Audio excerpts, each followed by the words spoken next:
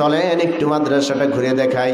আমি ডাক দিয়ে বললাম চলেন হাবিবের ঘরটা একটু ঘুরে ঘুরে দেখি। আমাকে একজন শিক্ষক তার পিছে পিছে আরও কয়েকজন হয়ে গেল। যখন দেখাচ্ছে হুজুর এটা আমাদের অফিস রুম, এটা নুরানি খানা, এটা নাজরা খানা। যখন হেফজখানার গেটের মধ্যে ঢুকে গেলাম, হেফজখানার গেটের মধ্যে ঢোকার পরে আমাকে করছে হুজুর এটা হেফজ বিভাগ, এটা হেফজখানার ক্লাস করানো হয়। হেফজখানায় ঢোকার পরে দেখলাম 10 থেকে 12 বছরের বাচ্চা একটি কাঁদতেছে বসে বসে। আমি হুজুরকে ডাক দিয়ে বললাম হুজুর এই বাচ্চাটা কেন কাঁদতেছে, কি হয়েছে? হুজুর ডাক দিয়ে বলে আমি তো জানি না, কারণ আজকে কোনো বাচ্চা কেউ তো মায়ের দেওয়া হয় নাই, কেন কাঁদতেছে? আমি ডাক দিলাম বাবা এই দিকে আসো, কি হয়েছে?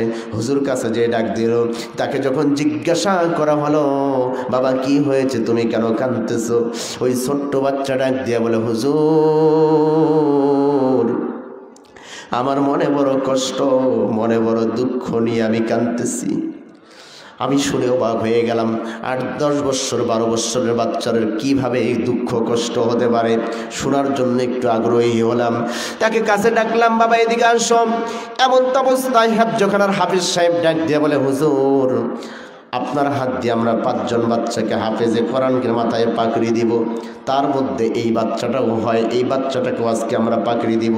কিন্তু হুজুর মজার বিষয় হলো এই 5 জনকার মধ্যে সবচেয়ে ছোট বাচ্চা হলো এই বাচ্চাটা হাফেজে কোরআন। বলেন সুবহানাল্লাহ। আমি কাছে ডাক দিয়ে নিলাম বাবা কি হয়েছে, কেন কাঁদতেছ? একজন বাচ্চা আমাকে চেয়ার নিয়ে এসে দিল, চেয়ারে বসলাম। বসার পরে ডাক দিলাম বাবা কি হয়েছে আমাকে বলো, তোমার দুঃখটা কি, কষ্টটা কি? ওই ছোট্ট বাচ্চা চোখের পানি ছেড়ে দিয়ে ডাক দিয়ে বলে হুজুর আমাকে যেই দিন মাদ্রাসায় ভর্তি দেওয়া হয় আমার আব্বা আর আমার আম্মা দুইজন দুই পাশে বসেছিল, আমাকে মাঝখানে নিয়ে দুইজন দুই পাশে বসে আমার আব্বা আমার মাথায় হাত দিয়া ডাক দিয়ে বলেছিল কলিজার টুকরা সন্তান যেই দিন তুমি কোরআনের হাফেজ হয়ে যাবা, যেই দিন তোমার মাথায় পাগড়ি দেওয়া হবে সেই দিন তো মাহফিলের আয়োজন করবে, আর যেই দিন যেই মঞ্চে তোমার মাথায় পাগড়ি পরায় দেওয়া হবে আমি বাবা সেই মঞ্চের পাশে দাঁড়িয়ে দাঁড়িয়ে হৃদয় ভরে দেখব আর তোমার জন্য দোয়া করব। ও সন্তান তুমি কি আমার মনের আশা পূরণ করবা না? মা একদিক থেকে ডাক দিয়ে বলেছে সন্তান তোমাকে মাদ্রাসায় পাঠিয়ে দিচ্ছি, যেই দিন তুমি কোরআনের হাফেজ হয়ে যাবে, কোরআনের আলেম হয়ে যাবে, যেই দিন তোমার মাথায় পাগড়ি দিবে ওই দিন তো আমি পুরুষ প্যান্ডেলে যেতে পারবো না। যদি মহিলা প্যান্ডেল করে মহিলা প্যান্ডেলে বসবো, আর যদি না করে পাশের কোনো বাড়িতে দাঁড়ায়া দাঁড়ায়া দূর থেকে তোমার পাগড়ি নেওয়ার দৃশ্যটা দেখবো। আমি ডাক দিয়ে বললাম বাবা এটা তো খুশির খবর, আজকে তুমি পাগড়ি নিবা, তোমার তো খুশি হওয়ার কথা। ওই সন্তান আরো হাউমাউ করে কান্দে আর ডাক দিয়ে বলে হুজুর আমি খুশি হব কিভাবে, আমি আজকে পাগড়ি নিব, আমার বাবা আজ থেকে 1 বছর আগে দুনিয়া থেকে চির বিদায় নিয়ে চলে গেছে, আজকে আমি পাগড়ি নিব, আমার পাগড়ি নেওয়ার দৃশ্যটা আমার বাবা আর দেখবে না, আমার বাবা আর আমার জন্য দোয়াও করবে না, আমি কি আমার বাবার দোয়া পাবো না? আমি ডাক দিয়ে বললাম সন্তান তোমার আব্বা নাই তাতে কি হয়েছে, তোমার তো আম্মা আছে। এই কথা বলার সাথে সাথে আরো হাওমাও করে কান্না করে উঠলো। ওই সন্তান চোখের পানি ছেড়ে দিয়ে ডাক দিয়ে বলে হুজুর কি বলবো দুঃখের কথা, আজ থেকে 3 দিন আগে আমার মাও দুনিয়া থেকে চির বিদায় নিয়ে চলে গেছে, আমার মাও নাই বাবাও নাই, আজকে পাগড়ি দিব আমার বাবাও দেখবে না আমার মাও দেখবে না, আমার বাবার মা দুইজনে কবরে শুয়ে আছে হুজুর, আমি কার জন্য পাগড়ি নিব, কারা আমার মাথায় হাত দিয়ে দোয়া করবে, কাদের পায়ে হাত দিয়ে আমি দোয়া নিব হুজুর, এই জন্য আমি কাঁদতেছি।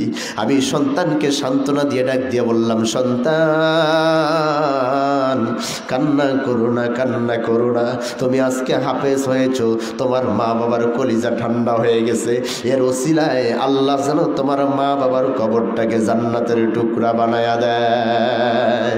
এমন তো অবস্থায় ওই ছোট্ট বাচ্চা ডাক দিয়া বলতেছে হুজুর আমাকে 2 মিনিট সময় দেন, আমি শুধু ব্যাগের কাছে যাব আর আসবো। আমি বললাম ঠিক আছে বাবা যাও। ব্যাগের কাছে কেন? হুজুর যাইতে দেন। ব্যাগের কাছে গেল, যাওয়ার পরে লক্ষ্য করে দেখলাম কিছুক্ষণ পরে আসলো, হাতের মধ্যে তার হাতে 50 টেকি, 20 টেকি, 10 টেকি, 5 টেকি পর্যন্ত ছিল, সুতা দিয়ে 2টা জায়গায় বেঁধে রেখেছেন। ডাক দিয়ে বলেন হুজুর এই টাকাটা আমি কোথাও থেকে চুরি করি নাই, কারো কাছ থেকে ধার নেই নাই।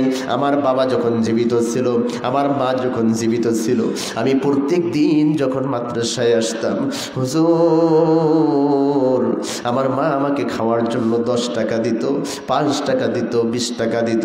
আমার আব্বা বেঁচে থাকা অবস্থায়ও আমাকে টাকা দিত। কিন্তু আমার মনের মধ্যে আশা ছিল আমি যেই দিন পাকড়ি নিব সেই দিন তো আমার মা আমাকে নতুন কাপড় কিনে দিবে, আমার বাবা তো আমাকে নতুন পাঞ্জাবি কিনে দিবে, আমি আমার মাকে আর বাবাকে কি দিব? এই জন্য হুজুর আমি 500 করে 1000 টাকা জমা করেছি। ও হুজুর এই 1000 টাকা দিয়ে আমার মাকে একটা শাড়ি কিনে দিতে চেয়েছিলাম, আমার আব্বাকে একটা পাঞ্জাবি কিনে দিতে চেয়েছিলাম, আমার আব্বার জন্য একটা টুপি নিতে চেয়েছিলাম। আমার মনে বড় আশা আমি পাকড়ি নেওয়ার পর সেই পাকড়িটা মাথায় থাকবে, আর আমার এই জমানো টাকা দিয়ে মায়ের জন্য একটা শাড়ি নিব, আমার আব্বার জন্য একটা লুঙ্গি পাঞ্জাবি নিব। নেওয়ার পরে আমার আব্বার আম্মাকে পরায় একখানে দাঁড় করায় দিয়া আমি সন্তান মা আর বাবার পায়ে হাত দিয়ে মা বাবার কাছ থেকে দোয়া নিব। কিন্তু হুজুর আমার মাও দুনিয়াতে বেঁচে নাই, আমার বাবাও দুনিয়াতে বেঁচে নাই। ওই ছোট্ট সন্তান ডাক দিয়া বলে হুজুর আমার মাকেও আমি হারিয়ে ফেলেছি, আদরের আব্বাকেও আমি হারিয়ে ফেলেছি, আর চাইলে মাও আমার আসবে না, বাবাও আমার আসবে না। কিন্তু ওস্তাদের মুখ থেকে শুনেছি কোন সন্তান যদি পিতার জন্য মাতার জন্য আল্লাহর হাবিবের ঘরে, আল্লাহর ঘরে কোনো কিছু দান করে তার জন্য দোয়া চায়, আল্লাহ নাকি ওই পিতা মাতার কবরটাকে জান্নাতের টুকরা বানায় দেয়। হুজুর আমি তো আমার মাকে নতুন পোশাক দিতে পারলাম না, আমার বাবাকে তো নতুন কোনো পোশাক দিতে পারলাম না। হুজুর এখানে 500 1000 টাকা আমি জমা করেছি।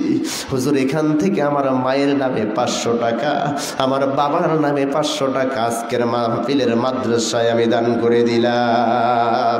হুজুর আপনি বলেন এই টাকা দিয়ে আমার মা আর আমার বাবার কবরের আযাব কি মাফ হবে না? আমি সন্তানকে বুকে জড়িয়ে ধরে ডাক দিয়া বললাম সন্তান রে, যেই সন্তানের হৃদয়ে মায়ের ভালোবাসা থাকে, যেই সন্তানের হৃদয়ে আব্বার ভালোবাসা থাকে, সেই সন্তানের জন্য মা বাবার জন্য যে সন্তান আল্লাহর হাবিবের ঘরে দান করতে পারে, সেই সন্তানের পিতামাতার কবরে আল্লাহ আযাব দিতে পারে না।